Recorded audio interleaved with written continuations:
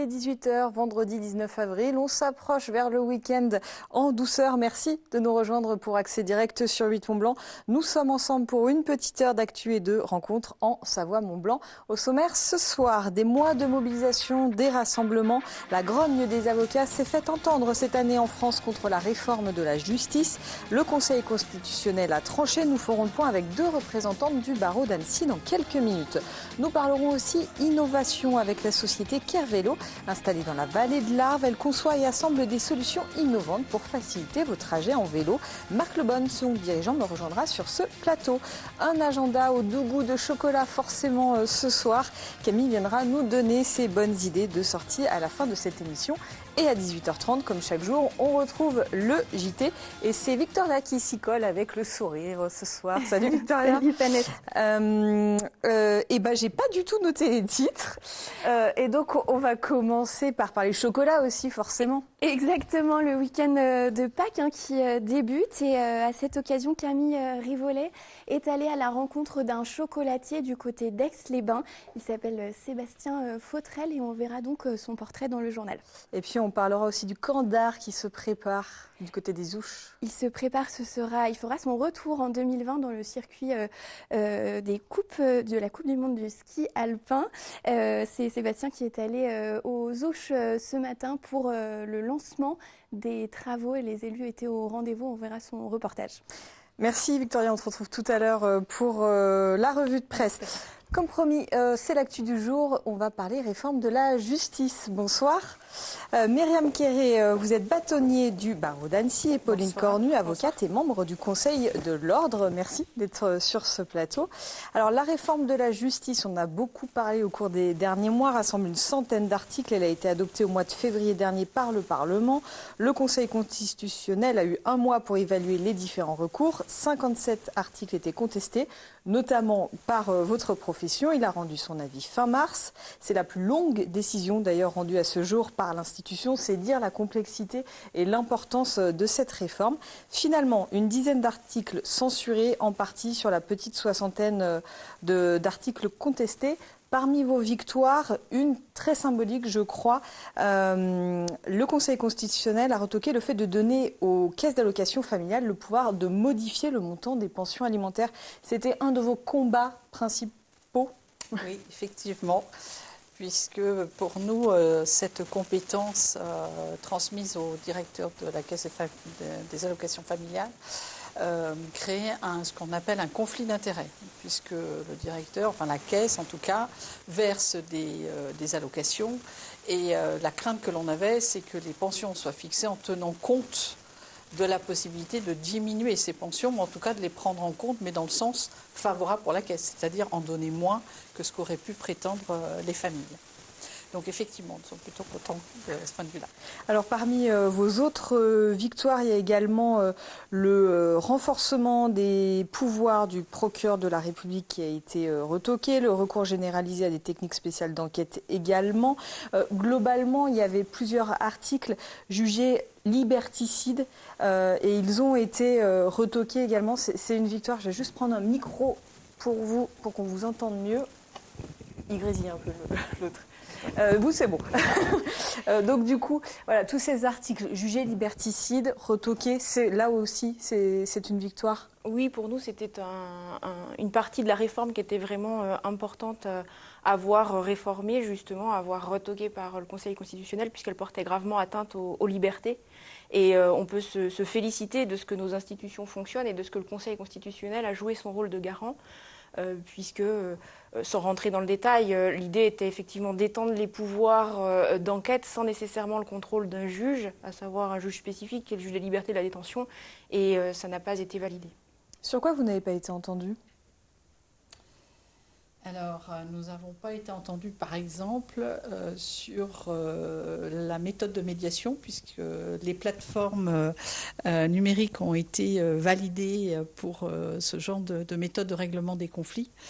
Or, la conciliation, la médiation, peu importe le nom qu'on lui donne, c'est de permettre que les personnes qui sont en conflit se rencontrent et arrivent à échanger, mais à exprimer au-delà de l'objet même du litige, de manière à purger tout le contentieux. On sait très bien qu'un conflit entre deux personnes, C'est pas seulement un problème de garde d'enfants, qui prend les enfants de telle heure ou à telle heure, tel jour, tel jour.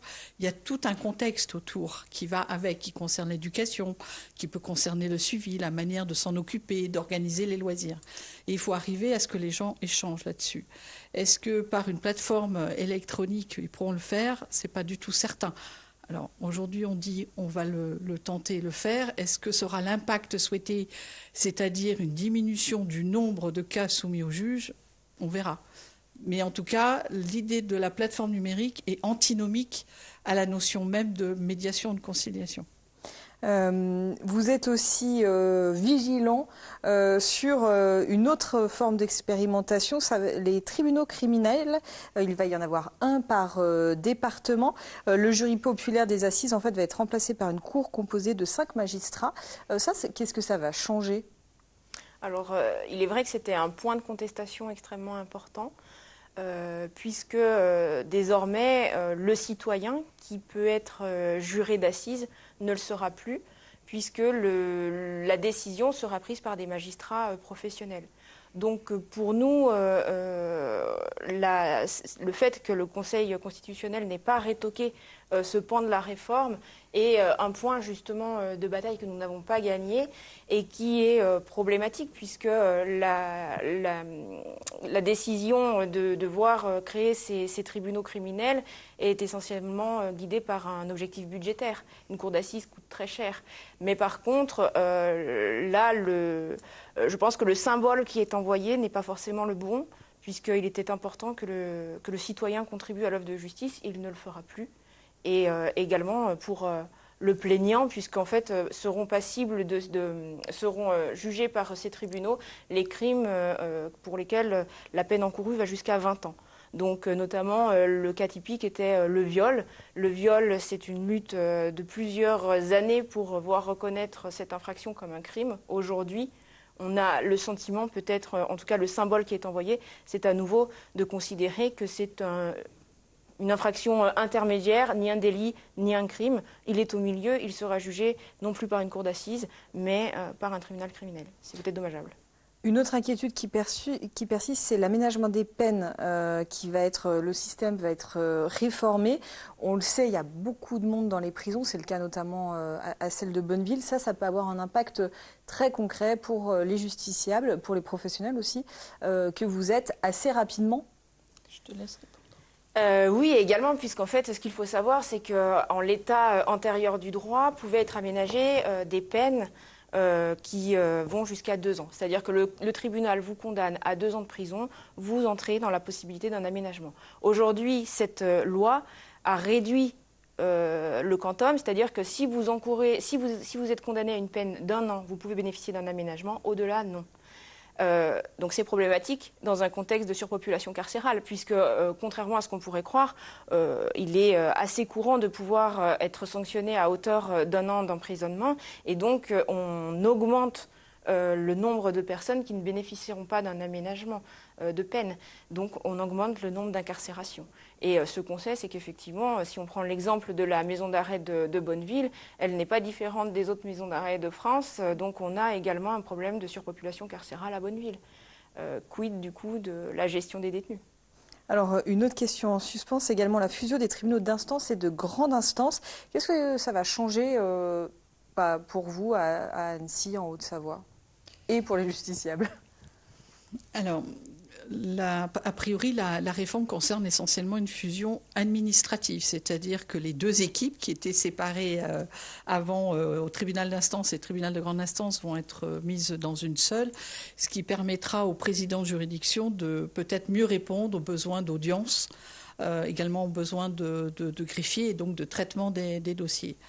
Concernant les contribuables, je ne pense pas que ça change énormément de choses, en tout cas pour Annecy, puisque nous avons les 2 dans notre ville. Ça peut être différent dans d'autres endroits où effectivement vous pouviez avoir un TGI à un endroit et le tribunal d'instance à un autre.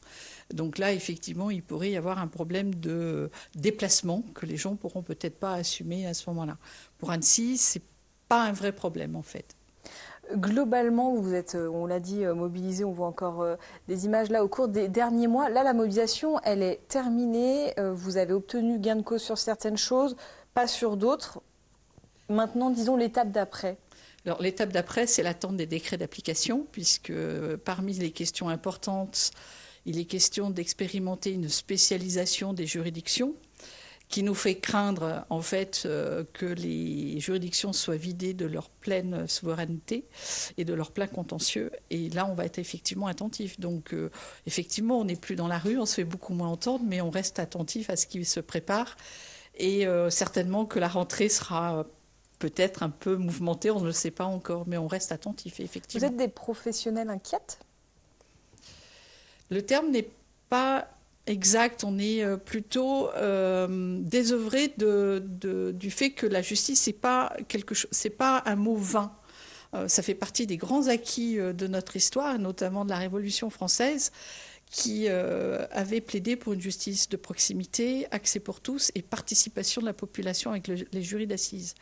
Or, aujourd'hui, la réforme n'est pas portée par un souffle ou par des principes républicains. Elle est juste portée par rapport à des considérations budgétaires. Et on ne peut pas limiter la justice ou réduire la justice juste à ça. C'est surtout ça qui pour nous, est désœuvrant, mais qui aussi peut réveiller une certaine forme de révolte, mais parce que tout simplement, pour nous, la République a son équilibre parce qu'elle a une justice, donc avec des moyens et avec du temps. Chose qu'on lui enlève de plus en plus, que ce soit le temps ou les moyens. Donc vous restez vigilante. Bien sûr. Et on aura peut-être l'occasion du coup de vous recevoir à la rentrée si ça bouge. Merci beaucoup à toutes les deux de votre éclairage. Merci. Victoria me rejoint pour la revue de presse et on va commencer avec la fête du lac. Et oui, puisque l'affiche de la fête du lac a été dévoilée cette semaine et je l'ai découverte pour ma part dans un article du Messager. Donc la fête du lac, pour ceux qui ne le sauraient pas encore, c'est le grand spectacle pyrotechnique qui allie feux d'artifice, effets de lumière, effets sonores, jets d'eau, et donc qui a lieu chaque année le premier week-end du mois d'août à Annecy. C'est un temps fort incontournable évidemment pour la ville. Et donc chaque année le thème du spectacle change et cette année l'artificier Antonio Parente, j'espère que je prononce correctement, il va inviter les spectateurs dans un rêve puisque le thème s'intitule « Rêver le ciel ». Ça nous laisse plutôt rêveurs. C'est la 5e fois en tout cas que la compagnie Parente Fireworks est à l'œuvre pour illuminer le ciel d'Annecy. Et c'est l'agence annécienne Œil Neuf qui a réalisé cette affiche. Rendez-vous donc le 3 août pour le spectacle. Mais avant cela, il faudra affronter la billetterie qui ouvre le 29 avril à Bonlieu au premier étage et puis le 2 mai sur annecy.fr. Et puis, billetterie aussi, Et avec oui. le nouveau système de réservation du côté du Mont-Blanc. Exactement. Le nouveau système de réservation des refuges de la voie normale d'accès au Mont-Blanc. Il a ouvert sa première vague de réservation pour les professionnels jeudi à 9h30. Et problème, dans les 3 minutes suivant l'ouverture, le système a tout simplement planté. Alors, selon la Fédération française des clubs alpins gestionnaires du site, 19 000 demandes de connexion simultanée auraient été faites, ce qui a eu pour conséquence de surcharger le serveur et de rendre le système tout simplement inopérant, je cite. Mais après analyse, il s'agirait d'une malveillance, d'une attaque informatique. La réservation des refuges, donc du goûter et de la tête rousse a été réouverte finalement à 16h ce jeudi et elle fonctionne depuis normalement. Au moment de ce communiqué, 875, donc c'était hier soir, 875 demandes avaient été faites sur le site et les réservations pour les particuliers cette fois ouvriront le 3 mai prochain. Donc une nouvelle disposition, pas vraiment effrayer les alpinistes. Voilà, exactement. Fanette, on passe à un tout autre sujet avec des femmes d'influence. Voilà, c'est à la une d'Écho Savoie-Mont-Blanc qui met à l'honneur les actrices des Pays de Savoie. C'est en fait, il y a 18 ans, l'Hebdo économique fêtait ses 3 ans et avait consacré un numéro spécial aux femmes aux commandes. Alors 18 ans après, c'est un petit peu l'heure du bilan. Numériquement, les entrepreneurs ES et cadres femmes sont plus nombreuses. 40% contre 7% des membres des états-majors des 5000 premiers groupes français, par exemple. Donc la proportion est effectivement bien augmentée. Les quotas imposés par la loi ont pas mal participé participer à cette progression. Mais il y a encore des unes sur les actrices, des dossiers spéciaux, etc. Donc tant qu'il y aura des unes, on peut se dire qu'il y a encore un peu de chemin. Et puis à noter parmi les interviewés des portraits intéressants. Il y a une petite dizaine de portraits de femmes. Blandine Tridon, par exemple, la directrice générale déléguée de La Belle Montagne, ou encore Carole Dupecet, qui est la dirigeante de l'entreprise familiale de transport du même nom. Donc voilà un dossier bien intéressant à lire dans Éco Savoie Mont-Blanc. Et puis un mot de cinéma d'animation. Oui, un petit mot, on ne va pas mettre l'extrait puisque le temps tourne, mais voilà, c'est l'occasion d'en parler. Les Hirondelles de Kaboul à Cannes, ils ont été sélectionnés dans la sélection Un certain regard. Le festival de Cannes commence le 14 mai prochain et c'est Zabou Bretman, l'actrice et réalisatrice, qui a posté ça sur son compte Instagram. C'est un film d'animation qu'elle a co-réalisé avec Eléa Gobé-Mévélec et si je vous en parle, c'est parce qu'elles étaient venues présenter les premières images du film à Annecy au festival d'animation l'édition dernière. Voilà, donc un très beau film, en tout cas film prometteur puisqu'on ne l'a pas encore vu. Mais en tout cas, les premières images étaient très belles et manifestement, elles ont séduite. Donc voilà, le reportage est à voir sur nos différents réseaux sociaux. Merci Victoria, Merci, à tout à l'heure pour le rappel des titres. Comme promis, on parle innovation maintenant avec Kervélo. J'accueille Marc Leborgne, PDG de l'entreprise, également fondateur. Alors Kervélo, c'est une société qui est installée au cœur de la vallée de l'Arve, à Cluses, depuis décembre 2017. Vous vous êtes installé au cœur de la vallée de l'Arve, de la vallée du décolletage, là où notamment l'industrie automobile est reine. Mais vous, c'est pour développer des pièces de vélo. Comment elle est née, cette aventure, il y a 1 an et demi ?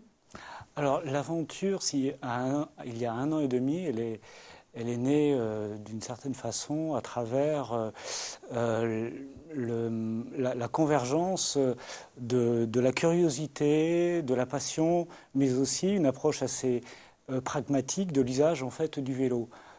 Étant amateur, comme beaucoup évidemment, de vélo, je l'ai pratiqué sous plein de formes différentes, que ce soit pour aller au travail, que ce soit en randonnée ou même en compétition. Et comme parmi les autres activités que j'ai pu avoir professionnellement, y compris dans l'industrie automobile. Oui, vous avez travaillé dans l'industrie automobile. Voilà. Ingénieur de formation, finalement, tous ces chemins-là se sont croisés à travers, finalement, une recherche de simplification du vélo, à travers une recherche de fiabilisation du système de transmission qu'il y a sur les vélos. Donc là, vous nous en avez amené un petit exemple. Donc, quel type de pièces vous concevez, vous fabriquez ? Alors, à Cluses, nous avons développé et nous assemblons actuellement, je ne sais pas si on le voit bien en fait à l'écran. Si vous le portez, oui, voilà, c'est comme ça, oui. Voilà. Et l'action est très simple. Donc là, en fait, ça se passe au niveau du pédalier. C'est un système qui, simplement, est constitué d'une boîte de vitesse et d'un moteur. Aujourd'hui, la majorité des vélos sont constitués d'un dérailleur. On remplace le dérailleur, on en fait une petite boîte de vitesse. Aujourd'hui, les vélos électriques sont constitués d'un moteur central, de façon un peu plus moderne, assez volumineux. Donc notre proposition est de rassembler tout ça de façon optimisée pour rendre le système plus compact, plus léger, mais aussi plus fiable. Et c'est ça tout l'intérêt d'un tel système, puisque avec cette proposition, globalement, on parvient à faire un vélo qui est capable de rouler tous les jours, et ce, de façon fiable. Donc globalement... Donc, par exemple, vous détachez des aléas climatiques. Voilà. Et particulièrement, ça devient un support pour ce qu'on pourrait appeler l'écomobilité individuelle ou personnelle, avec, effectivement, on l'entend beaucoup dans les médias actuels, on essaye de mettre de côté plus la voiture et on essaye d'avoir une vie un peu plus active. Et la pratique du vélo fait partie, finalement, de cet environnement-là, quoi. Il va falloir... Alors vous, vos clients, ce sont les fabricants de vélos. Comment les convaincre ? Les convaincre... La spécificité, disons. Alors, notre premier axe je dirais, de discussion et de conviction, c'est la fiabilité, la compacité, la légèreté. Et lorsqu'on leur présente en fait notre système, globalement, ils ont une lecture assez rapide du système, puisqu'ils voient que, première chose qu'on voit, c'est la compacité. Deuxième chose qu'on voit, c'est le mariage ou intégration de notre système avec un cadre, avec un châssis de vélo, en quelque sorte, pour reprendre une analogie avec l'automobile. Et finalement, quand ils voient ça, ils se disent, tiens, mais concevoir un vélo, c'est beaucoup plus simple, finalement. On simplifie les roues, on concentre tout, la technologie, d'une certaine façon, au centre du vélo. Et tout devient plus simple, d'une certaine façon. Aussi bien du point de vue de nos clients, la construction du vélo, la conception du vélo, que du point de vue utilisateur, puisque l'utilisateur, finalement, voit d'une sorte de, non pas boîte noire, mais il voit soit un ensemble, on va dire, au centre du vélo, alors que le reste du vélo redevient ou devient très simple. Quand on crève un pneu, par exemple, retirer la roue, y compris la roue arrière, devient simple, puisqu'il n'y a aucun élément technique, finalement, associé aux roues, puisque tout est concentré sur le vélo. Alors je suppose qu'il a fallu pas mal de temps, d'énergie, de réflexion pour concevoir ça. Vous êtes, je l'ai dit, à Cluses, dans la vallée de l'Arve. Le fait d'être dans cet écosystème-là, il est important. D'ailleurs, vous avez été soutenu par des industries, des banques, etc. Cette proximité avec la vallée de l'Arve, elle est importante et utile? Ah oui, absolument. Donc on a eu la chance, à travers le tissu, je dirais, entrepreneuriat de la vallée, les différents contacts que l'on a pu avoir, trouver donc des partenaires industriels capables en fait de nous aider, de nous soutenir. D'une part au démarrage, mais surtout dans les phases en fait de développement, d'industrialisation et même de financement, Donc pour eux finalement. Et surtout, oui, pour eux comme pour nous, si on est là au fait aujourd'hui avec eux, c'est grâce aussi finalement au travail collaboratif que l'on a pu faire ensemble. Et ce n'est que le début de l'histoire, je dirais. Aujourd'hui, vous recherchez des investisseurs parce que donc les pièces sont associées à Cluses. Tout n'est pas encore fabriqué à Cluses, mais ça peut être un objectif. Aujourd'hui, du coup, vous avez voilà, il faut se développer et donc vous recherchez du monde pour vous soutenir. Voilà. Donc l'industrie du vélo est un marché très très concurrentiel. Nos concurrents sont des acteurs majeurs de l'industrie. On a une opportunité ici à travers notre proposition, certains pourraient dire originale, mais nous en fait on veut apporter un souffle nouveau finalement dans les designs, dans les conceptions de vélos, pardon. Et ça peut se faire, on y croit à travers de nouveaux investissements qui vont aller dans le sens de l'industrialisation, la commercialisation. Donc plus de volume. L'industrialisation a deux objectifs, réduire les coûts de production et être capable d'en produire beaucoup plus. Voilà. Et avec ça, on a des armes presque d'égal à égal avec nos concurrents qui sont, bien évidemment, qui ont plus d'antériorité sur le marché et qui sont, d'une certaine façon, plus dominants. Mais les dominants d'hier ne seront peut-être pas les dominants de demain. C'est tout. Et ben c'est tout le mal qu'on vous souhaite. En tout cas, si vous voulez contacter Kervélo, tous les liens vers les réseaux sociaux sont sur le site. Donc Kervélo, ça s'écrit avec un K, voilà, on le voit sur l'écran. Merci beaucoup d'être venu de nous parler de votre société, Marc Le Borgne. Je vous laisse rejoindre la régie. Beaucoup. Merci. Camille va me rejoindre pour son agenda du week-end. Un week-end prolongé en plus, donc tu as eu plein d'idées et forcément tu vas nous parler de Pâques et de chocolat. Obligé de parler de ça. Donc j'ai décidé, Fanette, de te répertorier un petit peu ce qui se passe en Savoie et ce qui se passe en Haute-Savoie. Il y a énormément de choses, donc j'ai fait quand même une petite sélection. À commencer donc par des chasses aux œufs à La Rosière-Montvalaisan, dans la liaison piétonne de la forêt. Ça se passera ce dimanche 21 avril et c'est gratuit. Nous avons également une autre chasse aux œufs au musée des contes de fées de Notre-Dame de Bellecombe. C'est gratuit, attention, il faut s'inscrire avant midi ce dimanche. un truc très très original, c'est Où sont cachés les œufs de licorne. C'est du 20 au 22 avril à la base de loisirs du Souget à Saint-Alban de Montbel. Donc c'est une chasse au trésor à dos de poney sur un parcours balisé. Là c'est payant, c'est 20 € les 45 minutes et il y a divers jeux équestres à faire sur place. Et il faut réserver au 06 77 14 29 30. Il y a également une chasse aux œufs au château de Miolan à Saint-Pierre-d'Albigny du 20 au 22 avril de midi à 18h30. 10 € par adulte, 5 € par enfant. Et également au centre-ville de La Rochette, sous le chapiteau place Giabiconi, le 20 avril à 15h. Ça, c'est pour ce qui se passe côté Savoie. Et pour ce qui se passe en Haute-Savoie, également des chasses aux œufs, diverses animations, à la Fondation Ripaille de Thonon-les-Bains, le 20 avril de 9h à 10h30. C'est au coût de 2 € par enfant au profit du Secours populaire. Une chasse aux œufs, décoration d'œufs et atelier maquillage au parc C'est l'Aventure de Châtel le 21 et 22 avril de 10h à 19h. 7 € par enfant de 1 à 2 ans et 10 € par enfant de 3 à 12 ans. Il y en aura une également au Bois du Boucher à Chamonix le 21 avril de 14h30 à 17h. 5 € par participant pour la chasse aux œufs. Et les tickets sont en prévente à l'école de Chamonix Centre, ce qui permettra de faire des choses pour l'école plus tard à la rentrée. Et un autre événement assez particulier que je me suis dit qu'il était intéressant d'en parler, c'est évidemment la messe de Pâques.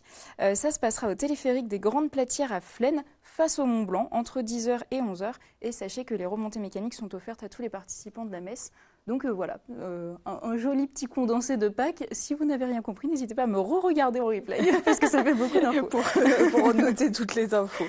Et puis, la saison d'hiver se termine et donc c'est la fin de la Folie douce. C'est ça, Enfin, voilà. En tout cas pour la saison. En tout cas pour la saison. C'est le week-end de clôture de la Folie douce à Saint-Bon-Tarentaise. Depuis 14h aujourd'hui et jusque dimanche soir, il y a plein de concerts qui sont organisés au Chalet de Pierre. Donc Feder, Offenbach, Môme ou encore Kaidi Smile, tous des DJ de renommée internationale. Et écoute, je te propose de regarder un petit extrait pour se mettre un petit peu dans le bain.